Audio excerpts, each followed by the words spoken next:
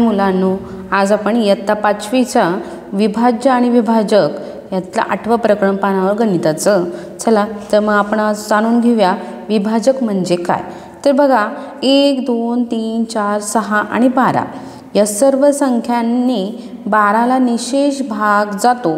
निशेष भाग जातो म्हणजेच काय, तर बाकी शून्य उरते.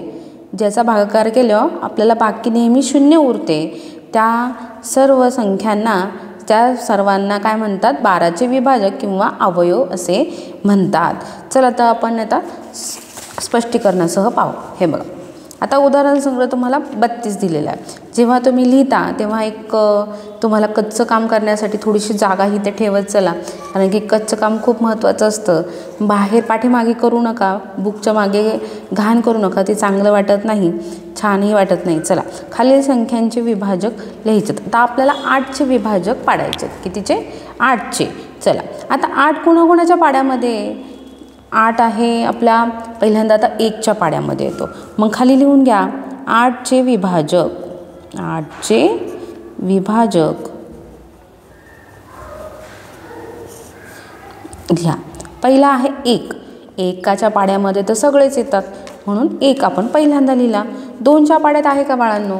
2च्या पाड्यात आहे. असं कसं ओळखायचं? तर चला आपण काय करायचं, 2नी काय करायचं, 8ला भागायचं, भागाकार करायचा. बघा 2 चोक 8 आला का? बाकी आली का शून्य? जेव्हा बाकी शून्य येते तेव्हा म्हणायचं 2ने हा निशेष भाग जातो. ठीक आहे, म्हणजे 2. आणि तिथं बघा अजून एक आहे 2, आणि हा जो 4 आहे ना, तो सुद्धा 4ने सुद्धा आपल्याला 8ला निशेष भाग जातो. बघा बरं, 4 दुने 8 म्हणजे 4च्या पाड्यात 2 नंबरला 8 आहे आणि 2च्या पाड्यात 4 नंबरला 8 आहे. म्हणून आपल्याला इथे 2 संख्या भेटल्या. म्हणून आपण लिहा इथे 2 लिहू शकतो आणि इथे 4 पण लिहू शकतो. बघा एका ह्याच्यात 2 उत्तरं भेटली आपल्याला. आणि आता 5च्या पाड्यामध्ये नसणार आहे. 5च्या पाड्यात नाही, 5 दुने 10 येतं. तर मग डायरेक्ट आपल्याला भेटते 8च्या पाड्यात. बघा 2 चोक 8, 4 दुने 8 आणि 8 एक 8. चला, हे झाले तुमचे 8चे विभाजक. दुसरा आहे आपला 5. आता खाली लिहून घ्या 5चे विभाजक. 5चे विभाजक. चला मग असंच करूया. आता आपण 5चे विभाजक पहिला तो कोण येणार आहे? 1. पहिला 1 असणारच आहे, कारण की 1च्या पाड्यामध्ये सगळे असतात. 2च्या पाड्यामध्ये तर 5 येत नाही, 3च्या पाड्यामध्ये येत नाही, 4च्या पाड्यामध्ये नाही, 5च्याच पाड्यामध्ये म्हणजे त्याच्याच पाड्यामध्ये तो भेटणार आहे आपल्याला 5. ठीक आहे, हे झाले 1 आणि 5, हे झाले 5चे विभाजक. आता आपण तिसरा प्रश्न बघूया. तर 14 आहे. खाली लिहा 14चे विभाजक. 14चे विभाजक. बरोबर, पहिला आहे 1. बघा 2च्या पाड्यामध्ये आहे का? करून पाहूया आपण. 2 साती 14 भेटला का? बघा तुम्हाला 7 सुद्धा भेटला आणि तुम्हाला 2 सुद्धा भेटला. म्हणजे 2 आणि 7 लिहून घ्यायचं लगेच 7. आणि आता उरला बघा 3च्या पाड्यामध्ये नाही, 3 चोक 12 येतं. 14 येत नाही आपल्याला.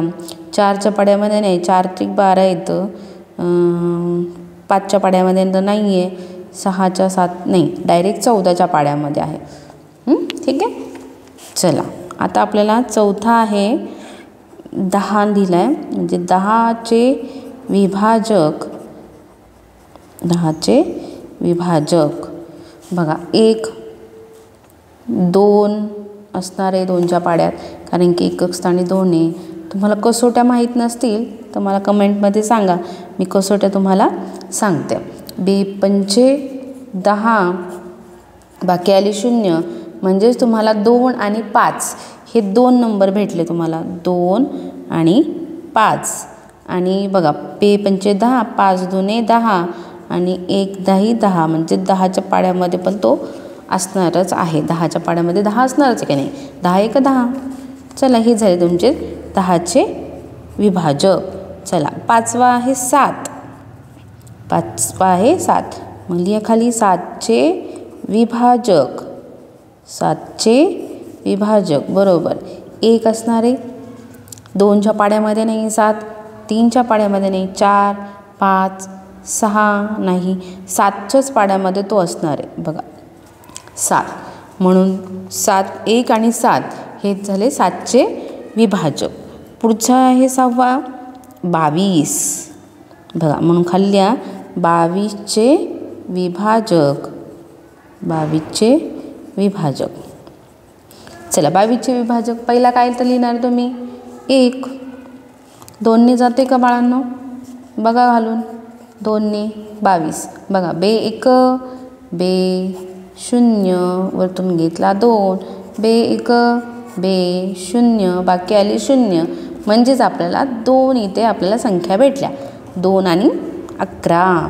2 आणि 11 आणि उरला तर काय आता 11 दुने 22 आणि बे 11 22 आणि आता 22 1 22 कारण की 22 दुसऱ्या कोणाच्या पाड्यामध्ये येत नाही आहे. 7वा आहे 25. 7वा आहे 25. 25चे विभाजक. 25चे विभाजक बघा. आता 25चे विभाजक पहिला आहे 1 बघा. 2च्या पाड्यामध्ये नाही येणार कारण की एकक स्थानी तिथे 5 आहे. 2ची कसोटी माहिती आहे ना? ठीक आहे. 0 2 4 6 8 जर एकक स्थानी असतील तर ते 2नी भाग जातो. 2च्या पाड्यामध्ये 25 नाही आहे. पुढे येतो 3. 3च्या पाड्यामध्ये नाही 5च्या पाड्यामध्ये येईल बघा. 5 5 25 हे की नाही? हे बघा आपण करून पाहू इथे 25 5 5 25. आता तुम्ही म्हणताल मी इथं वरचा पण घ्यायला लावला इथला पण हा एकच अंक दिसतोय ना म्हणून तुम्ही तो एकदाच लिहायचा आहे. ठीक आहे. आणि आता आपला डायरेक्ट राहतो 25. हे झालं तुमचे 25चे विभाजक. 8वा आहे 32. चला तर मग 32चे आपण अवयव पाडून घेऊ. म्हणून लिहा 32चे विभाजक किंवा अवयव म्हटलं तरी चालेल बरं का.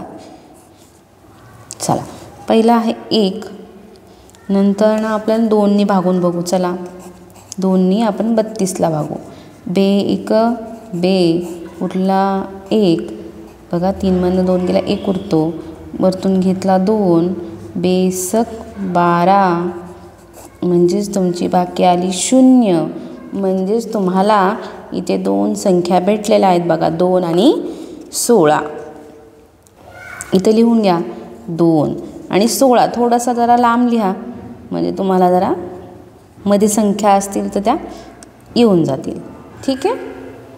चला पुढे 3ने भाग जातो आहे का? नाही. 3 1 3 3ने नाही. ते 2 राहतात शिल्लक राहतात 2च राहतात.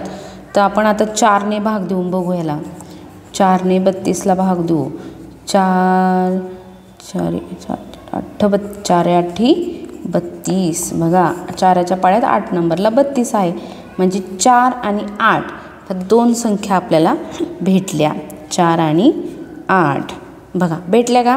आता 16 नंतरनं डायरेक्ट 32च्या पाड्यामध्ये 32 आहे बघा. 16 दुने 32 आणि 32 1 32. 9 आहे 33 म्हणून लिहा 33चे विभाजक. 33चे विभाजक बघा. 1 असणार आहे. 1 नंतरनं आपण बघा 2 तर नाही आहे कारण की एक स्थानी 3 आहे. 3ने घेऊ. 3 1 3 3 1 3 बघा.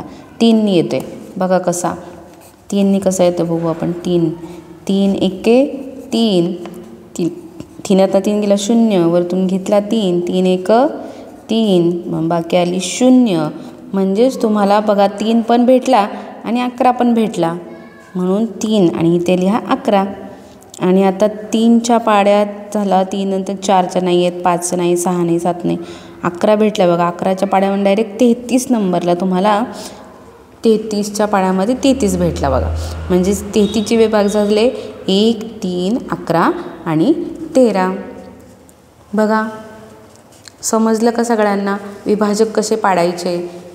ज्याने निशेष भाग जातो म्हणजे 0 आपल्याला यायला पाहिजे तरच आपल्याला म्हणायचं ती संख्या विभाजक आहे म्हणून. कळलं मुलांनो? स्क्रीनशॉट वगैरे काढून घ्यायचं तर काढून घ्या आणि व्हिडिओ आवडल्यास नक्कीच लाईक शेअर आणि सबस्क्राईब करा. चला पुन्हा भेटूया पुढच्या व्हिडिओमध्ये. तोपर्यंत बाय.